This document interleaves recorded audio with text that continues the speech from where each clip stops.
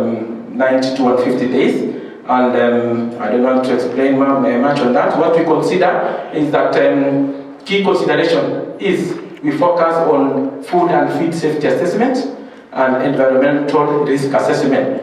Before we give any approval, we consider those. And of importance is that for approval to be given, the GM product must demonstrate to be as safe as the existing varieties, and we follow a scientific process according to international standards, that is the Codex and OECD and all international standards. So once a scientist like a professor brings an application, we make sure that the end product is as safe as each conventional counterpart. That is the basis of that slide. And also for environmental release, we consider social economic consideration. Apart from the risk assessment and environmental risk assessment, we also consider the social economic consideration, which is very key for this particular group. Some of the things that we consider is the contribution of the product to the food security and its sustainability, the access to technology, what Professor was explaining, the income to farmers compared to other existing technologies, the cost of seed, the coexistence between GM and the non-GM varieties, the trade implication, and here there was one application that was rejected because of the trade implication, the Gypsophila GMO flower.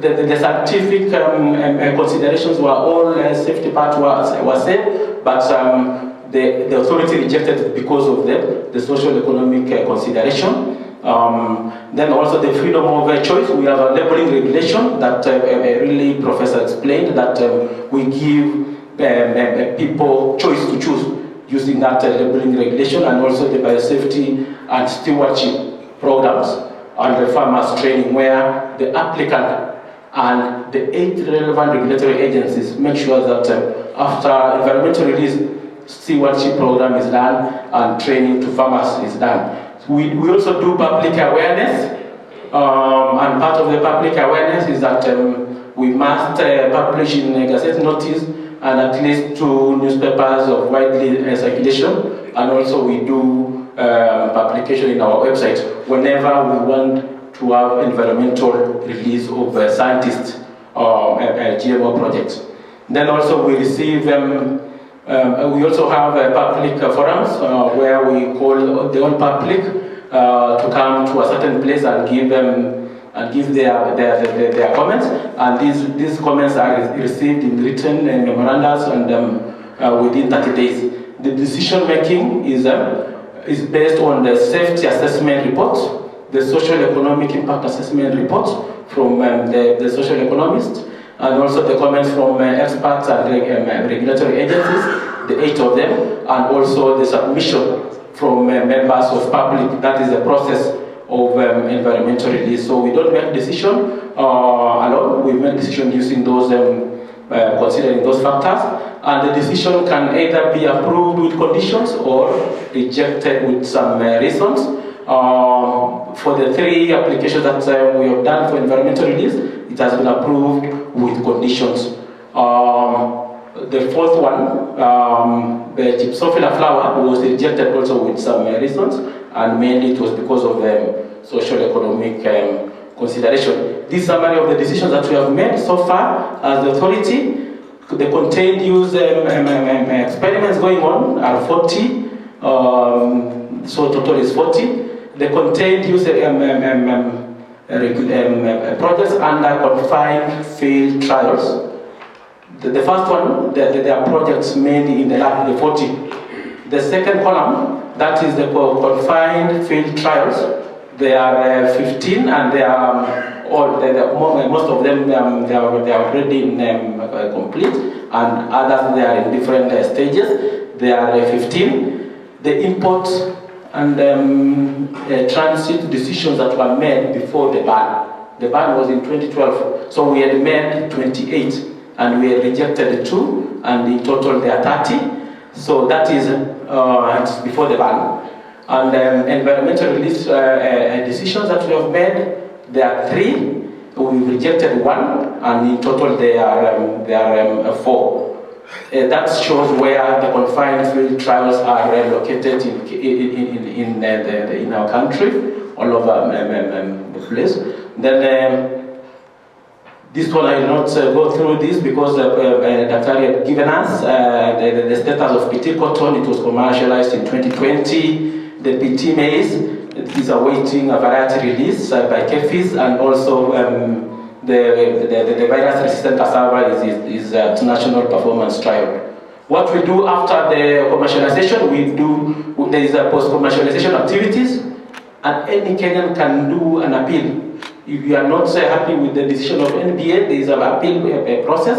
You can make an appeal mechanism through to appeals board, and this one should it can proceed to High Court if you are not happy with the decision. So the Biosafety Act provides an appeal mechanism. Also, after post-commercialization, there is labeling, the requirement, and then the labeling is just for consumer information.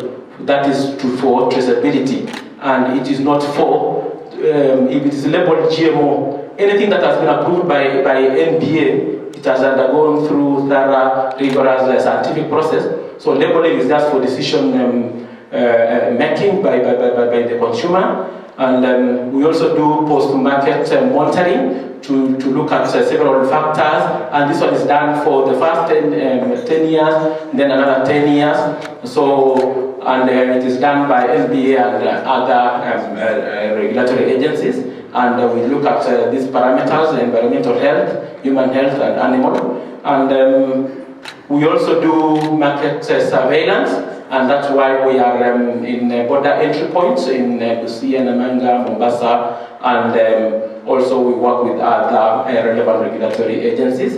And the current status of GMOs, of GMO in Kenya, this one has been explained by Dr. Murigi, that there was a ban. And the issue of the ban was because of that Serelini paper. Where we are now is that in the 3rd of October last year, the Cabinet advice on multi-sectorial committee lifted the ban on cultivation and importation of GMO food.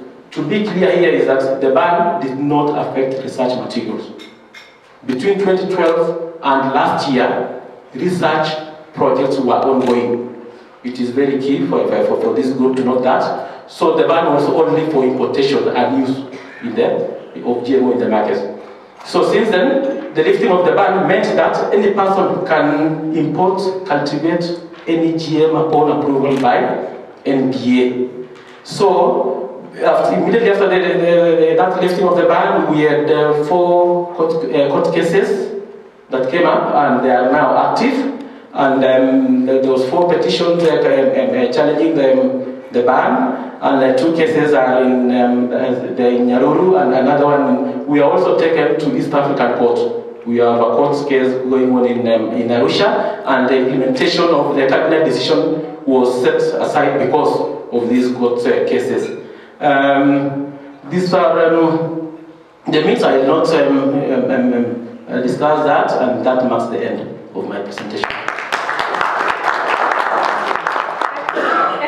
Thank you very much, Brother Nehemiah. Appreciated, right on time actually. Thank you very much. So you set the standards for the next 2 presenters. Asante sana. May I